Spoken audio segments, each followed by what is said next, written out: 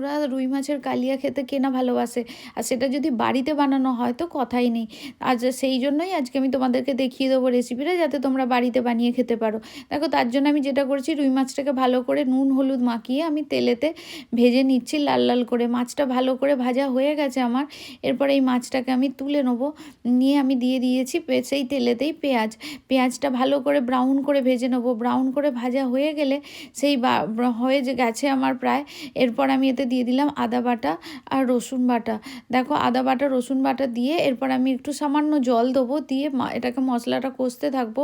আর এর মধ্যে আমি দিয়ে দিলাম কাশ্মীরি লঙ্কার গুঁড়ো, দিয়ে ভালো করে মশলা কষবো। আর সাথে টমেটোও দিয়ে দেবো।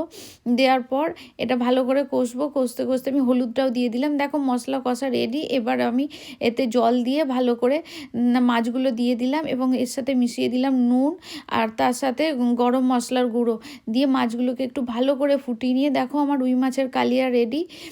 আর দেখতে অদ্ভুত সুন্দর হয়েছে, তাই না বন্ধুরা? চলো, আজকের জন্য এটুকুই। Bye bye, tata.